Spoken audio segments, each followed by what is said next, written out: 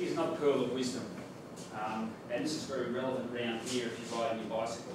So here's a bit more data from Phil Fink's, who's been booked cycling, and it's showing riding speed at different headwind speeds and the power output, the power that you have to generate to go along that speed of those particular headwinds. So what I've got here, I've just pointed out that at a headwind speed of 30 kilometres an hour, how common is a headwind speed of 30 kilometres an hour around Palmerston? How common is a headwind speed of 60 kilometres an hour? Probably is it. So it's pretty common, I would have thought. I mean, 30 kilometres is not that hard. So at a headwind speed, at a wind speed going into the wind at 30 kilometres an hour, but where you want to be doing 25 kilometres an hour ground speed, means that you've got to put out, and I'm assuming this is just a box standard sort of a semi mountain, in between one of those two bikes or something. You're putting out about 400 watts.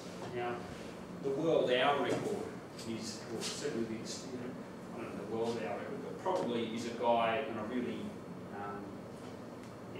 he's probably putting out 400 watts an hour. So the best guys in the world would probably do that.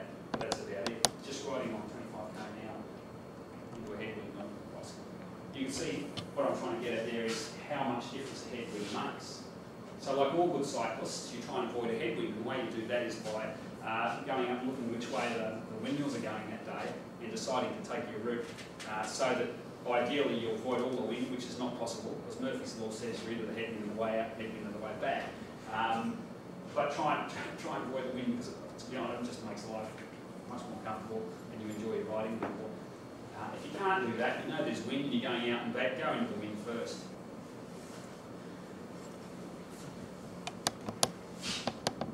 Whenever it's when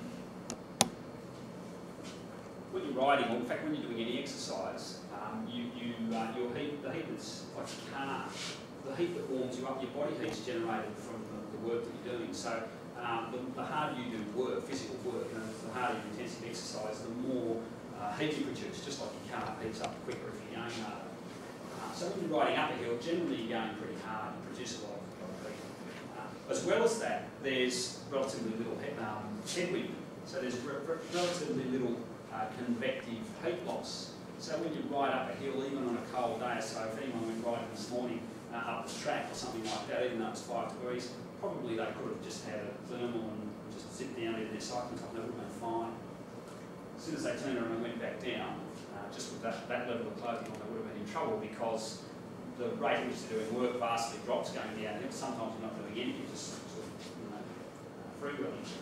So you're not producing the heat. Not only that, that sweat starts to evaporate very quickly when you get very cold. So when you're out riding, particularly in New Zealand, particularly in winter, particularly when it's wet, you need to be aware that when you get to the top of the hill and you turn around and come down, you're going to get very cold. And again, I've had experiences where I've been fine going up a hill and I've been in all sorts of trouble going down the other side. And it's not because the front's come through, it's because I haven't really realised how cold it actually is.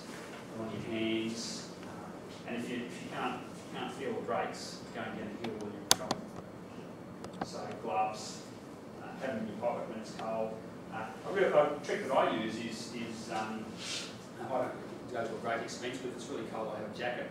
One of those sorts of vests you've got there are really good. A trick that I use is I get an old Myers bag or something. You know, Myers have here, just a bag from department stores. That slightly thicker plastic than you get from the white clothes and stuff like that. I cut out a piece. Usually it's about half the bag. It just fits down there. And when I go out riding, that becomes my little windbreak. It's just costs nothing. It's a bit of plastic. That's just one of the best bit of kit you can have. Because it just folds up, you stick it in your back pocket when you're going up the hill, pull it out, whack it in your front when you're going down. It's really easy. Traditionally people use newspapers, and you can see pictures of the old Tour de France riders going up the hill. When they get to the top, someone's held out a newspaper, and then on the way down they stuff it down their front. And away they go, and when the bottom of the hill, let's pull it out and throw it to the ditch. Piece of plastic, it's a great idea and it costs nothing. Don't ride dangerous routes. There's some roads around here I would never ride on. Not by choice. And you need to know those. And those are generally roads where there's no shoulder. They're roads where people are in a hurry, where they're riding fast. All right. Drugs. Who takes drugs for this riding? I mean, if you drink coffee. Fist up, Wiggy. Cycling and coffee are really tied up close together, aren't they? And Seiko used to sponsor a cycling team.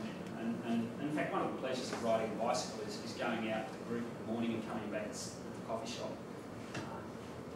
Coffee can be really good. Caffeine's a powerful stimulant. If you're not used to it, it can take the pain away. And lots of people use coffee. Some people use caffeine tablets and things like that. I'm not suggesting you do any of that if you enjoy coffee going. You can have too much. If you have coffee all the time before you go and ride, it starts not doing anything.